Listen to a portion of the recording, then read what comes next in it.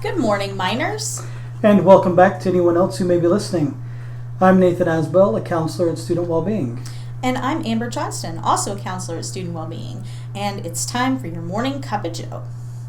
So, Nathan, let's talk about emotional energy. Okay. So, sometimes you know how you want to go out with your friends, but you can't get up off the couch to go get dressed to go.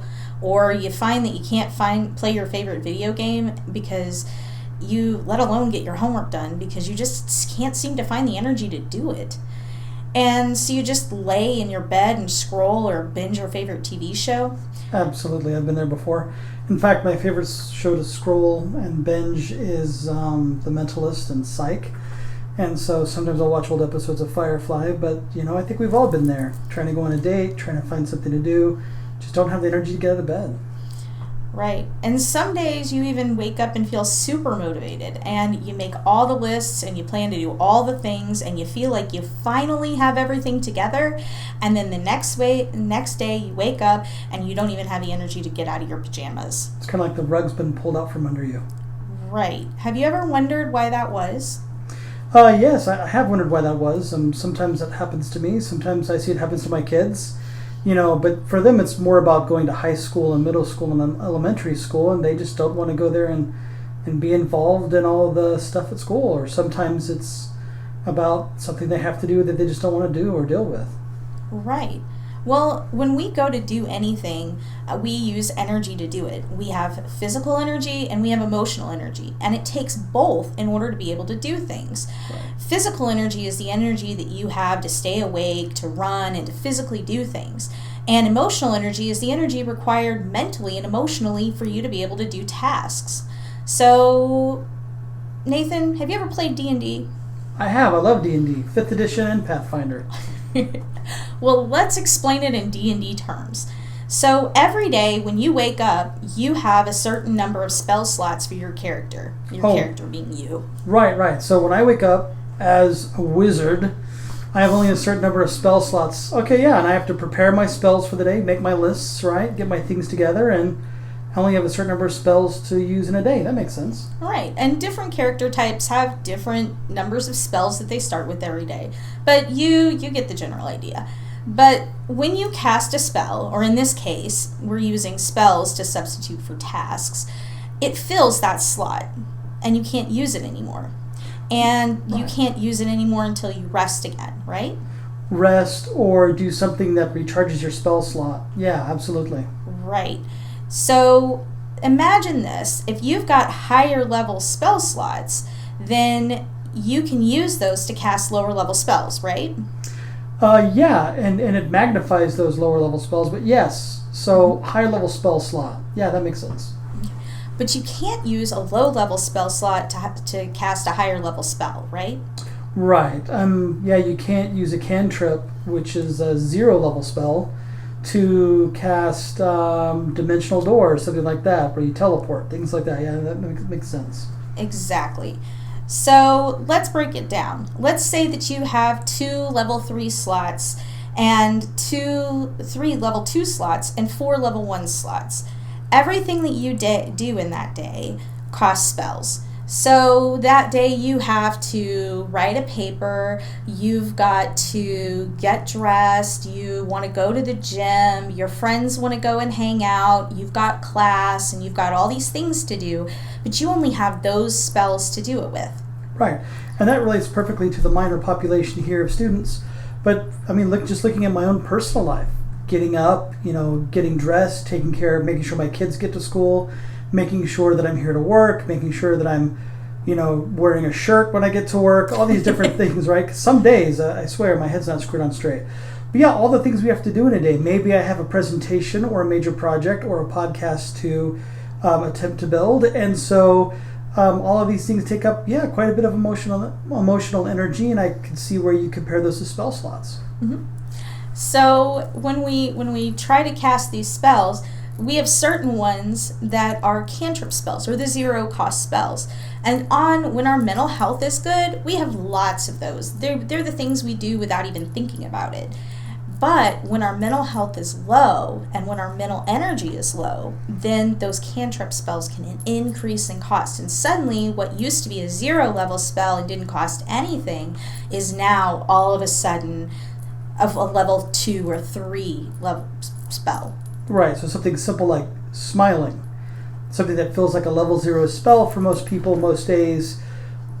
When you're struggling emotionally, you just can't smile. You can't feel good. You can't nod at people or say hi back to people when they talk to you. I mean, saying hi is a 0 level spell.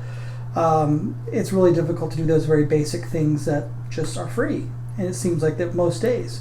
Right. But when you're kind of down in the dumps, or when you have lots of anxiety, or when something's happening, then yeah, that could feel like a level 4 slot. That makes perfect sense. Right. And so what we learn from this is, just like when you're playing a character in D&D, we have to prioritize our spells, or our tasks in this case, based on the level of energy we have and what we need to get done in the day. I think also by what we value. I mean, if we have a bunch of different things we need to complete, and I may really want to spend time with my friends, but I value my high quality education here at S&T, then we have to make sure that we pass the test that's coming up or finish the paper. And sometimes that's the spell slot that I get to use today, rather than going out and maybe going to a party at a fraternity, or maybe going to a different event here on campus. Right. And we can save spell slots or save our energy in other ways. Maybe we need to go to the grocery store, and instead of going in the store and being around all those people, maybe we do a pickup order at Walmart and then go and pick up the groceries instead of going in the store. Or maybe we use an online ordering to order whatever we need, instead of having to make that phone call and have that interaction with another person, because for some people that's anxiety inducing. Absolutely. So I like what you're saying. You know, in D&D there are like different staves or books or things or scrolls that can hold spells. Mm-hmm. So for me, sometimes keeping up with my organization is a big spell slot, because I'm terrible at the really refined organization. So I keep my second brain. I have a wondrous book called a cell phone that stores my agenda and my calendar on it. And I use that in place of having to keep all that in my mind. So a pickup order from Walmart, using technology to assist me in keeping up with my things and my tasks. So those are like some of those things that help you to keep your spell slots. Exactly. Just anything that we can do to kind of adjust things so that we can save those slots for things that we need to do that are bigger on our priority list. So sometimes making those adjustments allows us to be able to complete more tasks. The other thing that you can do to get more spell slots is to rest or do activities that give us more slots. Just like in D&D, there are things we can do to earn back slots. We can also do those in the real life too. You know, what's interesting, I was once playing a D&D campaign in which the dungeon master kept our team and our group up all night, so we didn't get new spell slots. So something as simple as getting a good night's sleep, or eating well and taking care of yourself, or maybe going to the gym and exercising so your anxiety is reduced, and releasing those endorphins so your depression is lightened a bit, can give you more spell slots, or open up the ones that you naturally have. Right, exactly. But sometimes we don't have the energy to do those things that cost, like the gym, that costs spell slots to do. And even though you're getting energy back from it, you still requires spell slots in order to change your clothes, get into the car, drive to the gym, get out of the car, go in, work out, come home, change your clothes back, and put your stuff away. That's a lot of steps involved in there, and there's spell slots that are required. What if you don't have enough spell slots to even get out the door to go to the gym? Maybe you could do something else within your home that helps you to get some spell slots back. For example, we talk about mindfulness, we talk about meditation, and I'm sure there'll be future podcasts about those subjects, because mindfulness and meditation really help us to focus our mind, help us to prepare ourselves, much like a wizard would prepare his spell book for the day and prepare the spells he's going to use. So I think that there's some things you could do at home, other than just simply doing something like exercising in the gym that you're right could take quite a bit of energy.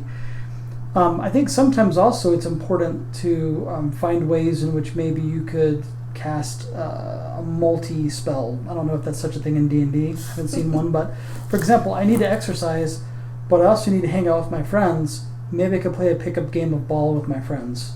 Go out and shoot some hoops with them, so I'm getting some exercise, but I'm also spending time, quality time with some of my friends, and maybe that's something I could do that maybe wouldn't cost so much, but also would give me returns and dividends in the future. Because to be honest, sometimes connecting with people gives me spell slots, because we can carry each other's burdens and make them a bit lighter as we take on each other's emotional load. And so I know there are times I've come to other counselors and I said, "Whew, I'm having a rough day, it's just been a tough day," and just the act of talking it over with another counselor is valuable and helpful to me to regain my compass, my sense of north. So and that way I get my spell slots back. Right, exactly.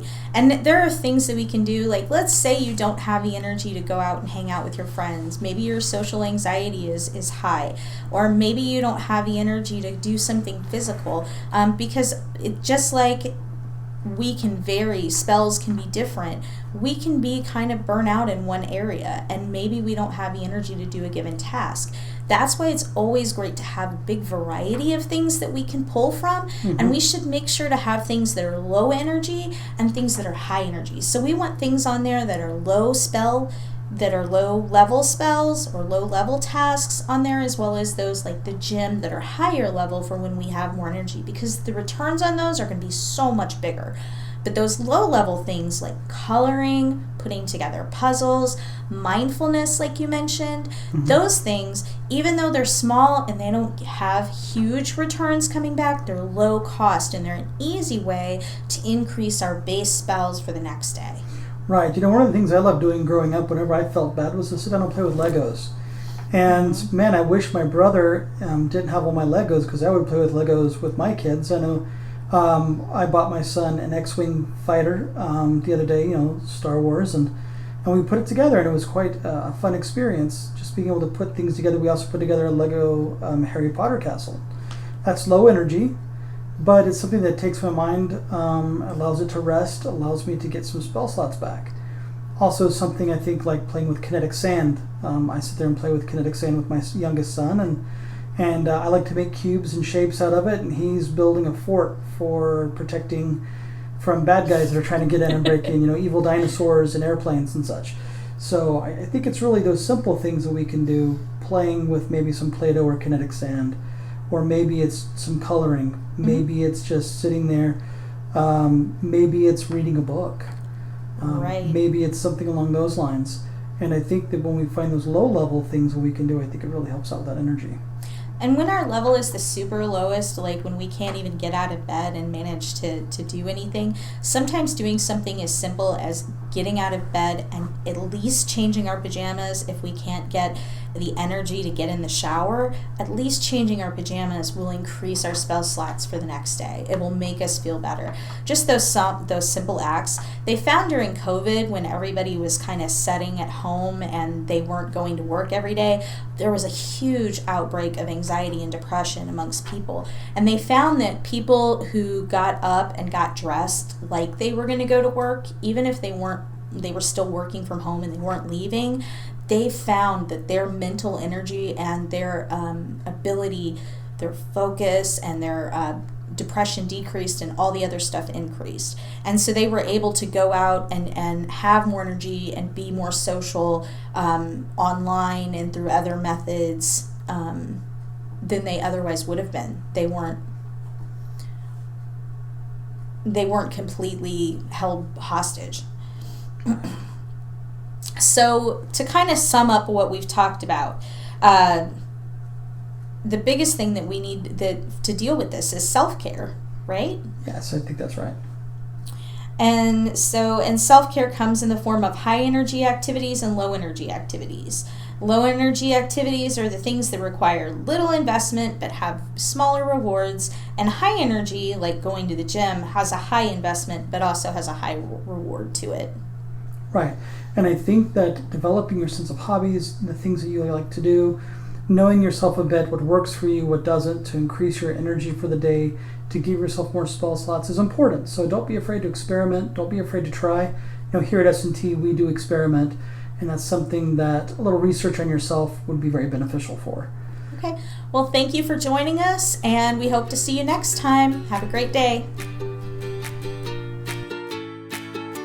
For more information about mental health and wellness, contact Student Wellbeing at 204 Norwood Hall. And you can also give us a call at 573-341-4211. The song Happy Days is brought to us by music from www.free-stock-music.com.